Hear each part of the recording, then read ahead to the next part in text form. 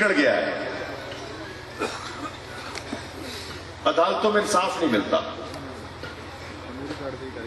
تھانے پہ انصاف نہیں ملتا, اہل بچے کو ملازمت نہیں ملتی, ہسپتال میں دوا نہیں ملتی,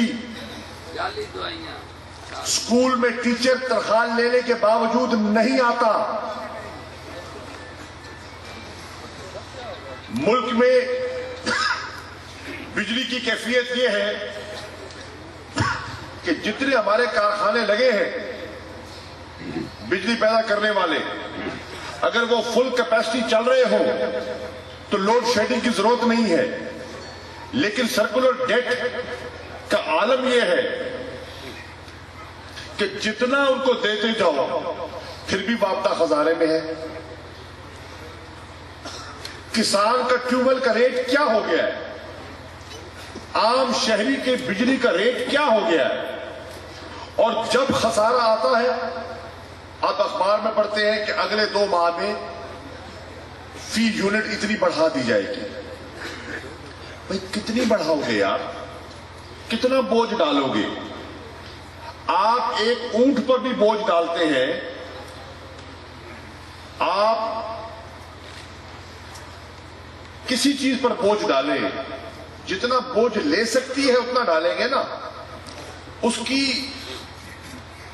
کیپیسٹی سے زیادہ بوجھ ڈالیں گے تو اس کی کمر بیٹھ جائے گی, ٹوٹ جائے گی.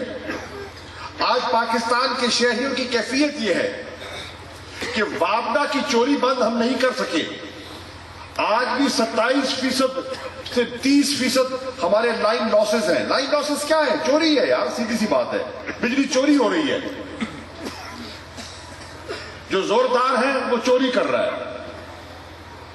جو غریب ہے وہ بل بھر رہا ہے, اور بل اس کی طاقت سے باہر ہو گیا ہے. کیسے کام چلے گا؟ باہر سے آ جاتے ہیں لوگ نسخے لے کے, ماہرین آ جاتے ہیں جن کو پاکستان کے حالات کی الف بے نہیں پتا, وہ آ کے آپ کو نسخے دے جاتے ہیں. جنرل سیلز ٹیکس لگا دو, ٹریکٹروں پر 15% سیلز ٹیکس لگا دیا, نہ جانتے ہوئے کہ اس کا ملک کی پیداوار پر کیا اثر پڑے گا. نتیجتاً سیل گر گئی, 6 مہینے بعد اس کو اب کل کم کر رہے ہیں. اس کو کم کیا ہے بے تکی, بغیر منصوبہ بندی کے حکومت چلائی جا رہی ہے. اس طرح کام نہیں چل سکتا. اور میرے دوستوں, اس ملک کی 70% آبادی دیہات میں رہتی ہے. اور میں ابھی آپ رو رہے تھے 2 نمبر ادویات کا ذکر ہو رہا تھا. 100 سے زیادہ اموات تو پنجاب انسٹیٹیوٹ آف کارڈیالوجی, جو لاہور کا مشہور ترین ہسپتال ہے, جس کو کوئی دل کی تکلیف ہوتی ہے تو کہتے ہیں پنجاب انسٹیٹیوٹ آف کارڈیالوجی لے کر جاؤ. وہاں 100 سے زیادہ ہلاکتیں ہو گئی ہیں 2 نمبر دوا کی وجہ سے, جعلی ادویات کی وجہ سے, ناقص ادویات کی وجہ سے. اور آج پورے ملک میں اس کا ایک شور اور غلغلہ ہے. لیکن میں کہتا ہوں کہ اس ملک کی 70% آبادی جو بہاول نگر جیسے دور افتادہ اضلاع میں رہتی ہے, حکومتی پالیسیوں کے مطابق ان کو 2 نمبر کا شہری سمجھا جاتا ہے, ان کو 1 نمبر کا شہری نہیں سمجھا جاتا ہے. آپ پالیسیز دیکھیے, آپ دیکھیں کہ 70% آبادی کے جو ہسپتال ہیں ان کو کیا بجٹ دیا جا رہا ہے. 70% آبادی کے جو تعلیمی ادارے ہیں ان کو کیا بجٹ دیا جا رہا ہے. اور چند مخصوص اداروں کو کیا دیا جاتا ہے.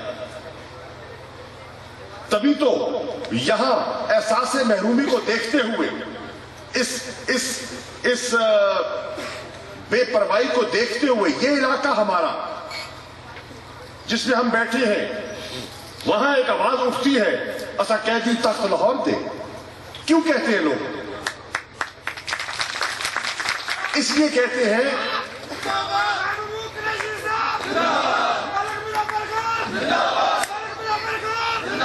وہ اس لیے کہتے ہیں کہ ان کو احساس ہو رہا ہے، اب ان میں شعور آ رہا ہے، اب میڈیا اخبارات کے ذریعے لوگوں میں آگاہی پیدا ہو رہی ہے. اب ان کے گھر کے دیہاتیوں کے بچے بھی پڑھ گئے ہیں، آج وہ بھی کمپیوٹر پہ معلومات حاصل کر لیتے ہیں، اور ان میں احساس محرومی جو ہے وہ شدت اختیار کر رہا ہے، اور وہ سمجھتے ہیں کہ ہمارے ساتھ حق تلفی ہو رہی ہے، ناانصافی ہو رہی ہے. اور آج لوگ یہ بھی دیکھ رہے ہیں کہ بہت سی جماعتیں ایسی ہیں جن کو بارہا موقع دیا گیا، اقتدار دیا گیا، اور یہ پہلی مرتبہ ہے پاکستان کی سیاسی تاریخ میں، یہ پہلی مرتبہ ہے کہ جتنی ملک کی نامور اور نمایاں جماعتیں ہیں سب برسر اقتدار ہیں. پیپلز پارٹی بہت بڑی جماعت برسر اقتدار، مسلم لیگ نون بہت بڑی جماعت برسر اقتدار، کاف لیگ بہت ایک فعال جماعت تھی، مشرف کے زمانے میں تو بڑا رنگ لگا تھا حکومت میں، ANP حکومت میں، جمعیت علماء اسلام بلوچستان کی حکومت میں، NQM حکومت میں، اور بہت سی جماعتیں ہیں وہ حکومت کا حصہ ہے. اور آج پہلی مرتبہ پاکستان کی عوام یہ سوچنے پر مجبور ہو رہی ہے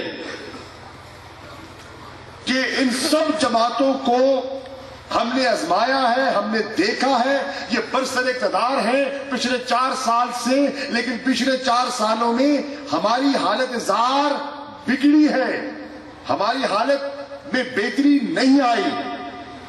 مہنگائی بڑی ہے، بے روزگاری بڑی ہے، لاقانونیت بڑی ہے، غربت میں اضافہ ہوا ہے، ملک رسوا ہوا ہے، پاکستان کی سرحدوں کی خلاف ورزی ہوئی ہے.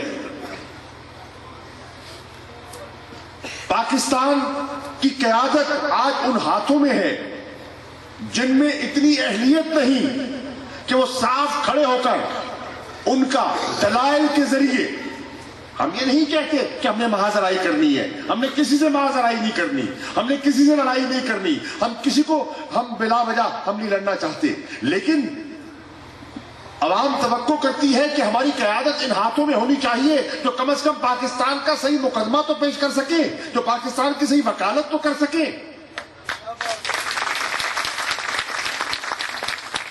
ایک اہل بندہ آپ کو ملا، ایک اہل بندہ ملا، وکیل تھا، اس نے وکالت کی، اور اس وکالت کا نتیجہ کیا ہوا کہ کٹ کے رہا ہندوستان اور لے کے رہے پاکستان.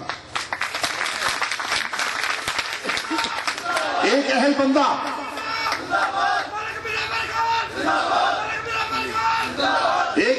آپ کو ملا جو عوام کی طاقت سے اوپر ابھرا، اور نتیجہ یہ نکلا کہ پاکستان کی آزادی کے 25 سال بعد پاکستان کو متفق کا آئین مل گیا. سو میرے دوستوں، میرے بھائیوں، میرے بزرگوں، یہی پاکستانی جب سعودی عرب جاتا ہے تو کمال کرتا ہے، یہ پاکستانی جو برطانیہ میں جاتا ہے تو کمال کرتا ہے، یہی پاکستانی ڈاکٹر جو امریکہ میں جاتا ہے تو نام پیدا کرتا ہے، یہی پاکستانی طالب علم باہر کی یونیورسٹیوں میں مقام حاصل کرتا ہے. کیا وہ پاکستان کی حالت نہیں سدھار سکتا؟ 18 کروڑ 19 کروڑ کا ملک ہے. اس 18 کروڑ کی آبادی میں کتنے لوگ آپ کو چاہیے جنہوں نے عنان حکومت چلانا ہے؟ کتنے لوگ چاہیے؟ کیا 18 کروڑ کی آبادی میں ہمارے پاس 1800 لوگ نہیں ہیں جو دیانتدار ہوں، جو پڑھے لکھے ہوں، جو اہل ہوں؟ پوری پاکستان کی قومی اور صوبائی اسمبلی اور سینٹ کو ملا لو اور سب گنتی کر لو تو وہ 1800 سے زیادہ نہیں، کم ہے. 18 کروڑ کی آبادی میں ہمیں ملک سے محبت کرنے والے، ہمیں دیانتدار، ہمیں اہل، ہمیں پڑھے لکھے لوگ دستیاب نہیں ہیں؟ یہ ہو نہیں سکتا. یقیناً ہیں. ہماری آنکھ ان کو تلاش نہیں کر رہی. ہم صحیح لوگوں کا انتخاب نہیں کر رہے. اور جب ہم صحیح لوگوں کا انتخاب نہیں کرتے اور ہم اپنے آپ پر ان کو مسلط کرتے ہیں جن کا سیاست میں آنا کاروبار ہوتا ہے، جو سیاست کو ذریعہ معاش بناتے ہیں، سیاست کو عبادت کا ذریعہ نہیں سمجھتے، سیاست کو روزگار کا اور اپنی جیب گرم کرنے کا ایک مشغلہ سمجھتے ہیں، تو میرے دوستوں پھر وہی ہوتا ہے جو ہمارے ساتھ آج ہو رہا ہے.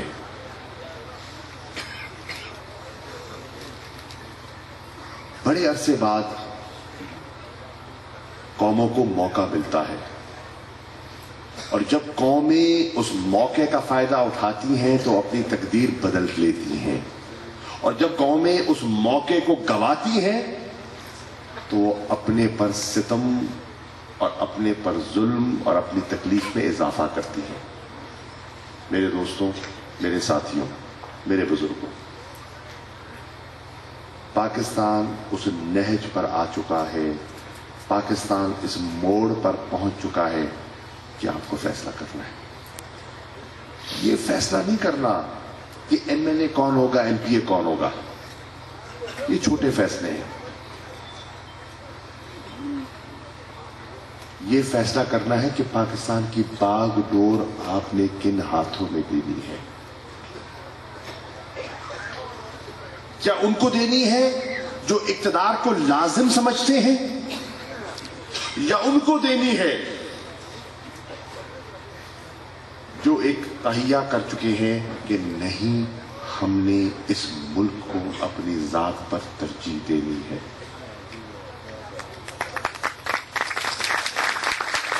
میری رائے میں عمران خان کی شکل میں ایک ایسا شخص موجود ہے جو ماضی کی سیاست سے ہٹ کر ایک نئی ابتدا کا عزم رکھتا ہے.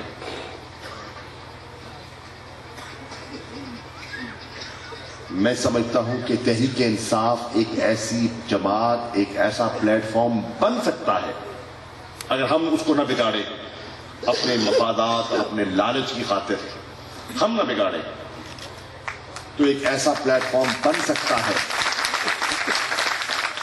جو اس ملک میں نیا امید کا دیا جلائے. میں آپ کی خدمت میں آیا ہوں کہنے کے لیے کہ بہاول نگر والوں، سوچو.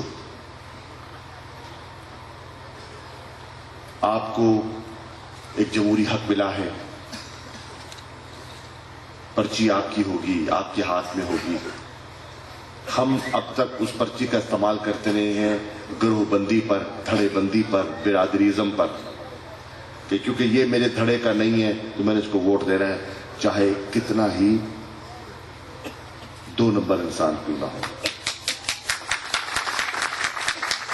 میں نے اس کی مخالفت اس لیے کرنی ہے کہ میرا مخالف اس کے ساتھ بیٹھا ہے، بغیر سوچے کہ میرے میں اچھائی کیا ہے، میرے میں برائی کیا ہے، میرا کردار کیا ہے، میرا قول فعل کیا ہے، میرا ماضی کیا ہے، میرا حال کیا ہوگا.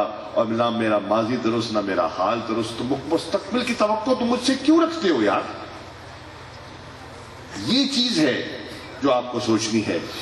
اور میں سمجھتا ہوں کہ تحریک انصاف کوئی ایسا پلیٹ فارم بنانا چاہیے. اور کم از کم میں اپنی بات کرتا ہوں، میں تحریک انصاف